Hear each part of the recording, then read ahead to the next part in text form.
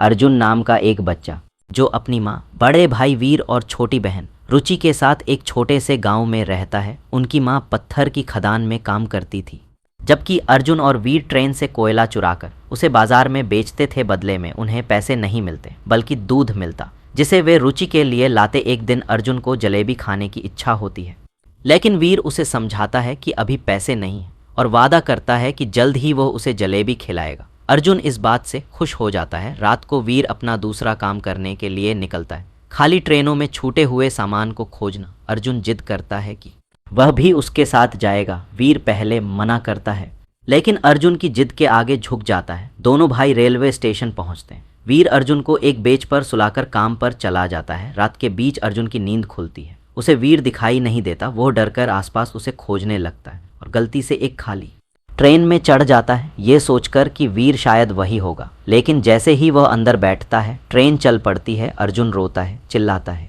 लेकिन कोई उसकी मदद नहीं करता। 1600 किलोमीटर दूर एक अजनबी शहर 2 दिन बाद ट्रेन कोलकाता में रुकती है। अर्जुन अब एक अनजान जगह पर था। वो अपने भाई को पुकारता है, लेकिन कोई उसकी भाषा नहीं समझता। भूखा प्यासा अर्जुन स्टेशन पर घूमता रहता है। रात को कुछ लोग वहाँ के बेसहारा बच्चों को पकड़ने आते हैं, लेकिन अर्जुन किसी तरह बचकर भाग जाता है। वो एक देवी मंदिर में पहुँचता है, जहाँ उसे प्रसाद मिलता है। सुबह होते ही वो ट्रेन की पटरियों के किनारे चलता है, यह सोचकर कि वह अपने गांव वापस पहुंच जाएगा। रास्ते में नीलम नाम की एक महिला उसे मिलती है। वो उसे अपने घर ले जाती है, खाना खिलाती है और कहती है कि कल एक अंकल आएंगे जो उसे उसके परिवार से मिलवाएंगे। अर्जुन को राहत महसूस होती है, लेकिन अगली सुबह जब वो अंकल आता है तो उसे शक हो जाता है कि कुछ गलत है। वो किसी तरह वहाँ से भाग निकलता है। कई दिनों तक अर्जुन सड़क पर भटकता रहता है। फिर एक दिन एक युवक उसे पुलिस के पास ले जाता है। पुलिस उसका गाँव खोजने की कोशिश करती है, लेकिन असफल रहती है।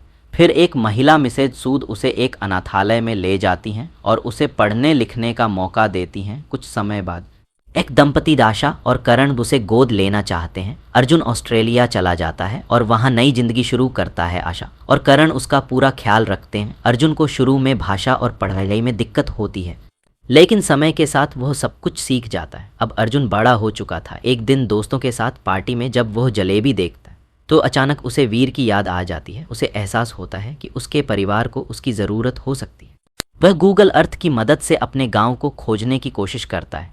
कई महीनों की मेहनत के बाद आखिरकार वह अपने गांव गणेशपुर को खोज निकालता है। अर्जुन इंडिया लौटता है और अपने गांव जाता है। वहां उसे एक अनजान आदमी से मदद मिलती है जो उसे उसकी माँ तक ले जाता है। उसकी माँ बूढ़ी हो चुकी होती है, लेकिन जैसे ही वो अर्जुन को देखती है उसकी आंखों से आंसू बहने लगते हैं। अर्जुन अपनी माँ और बहन को गले लगा लेता है, लेकिन जब वो वीर के बारे में पूछता है तो माँ बताती है कि जिस रात अर्जुन ट्रेन में सो गया था उसी रात वीर का एक्सीडेंट हो गया था और उसने दम तोड़ दिया था। यह सुनकर अर्जुन टूट जाता है। उसने इतने साल वीर को याद किया था, लेकिन वीर अब इस दुनिया में नहीं था। अर्जुन अपनी ऑस्ट्रेलियाई माँ आशा को फ़ोन करता है और बताता है कि उसने अपने परिवार को ढूंढ लिया है। उसकी माँ कहती है, पैदा करने वाले से ज़्यादा हक पालने वाले का होता है, लेकिन तुम्हें अपने असली परिवार से मिलकर खुशी मिली, यही सबसे बड़ी बात है। अर्जुन समझ जाता है कि उसे 2 परिवार मिले हैं, एक जिसने जन्म दिया और दूसरा जिसने उसे अपनाया और उसका भविष्य संवारा। सीख ये कहानी हमें यह सिखाती है कि प्यार और अपनापन केवल खून के रिश्तों से नहीं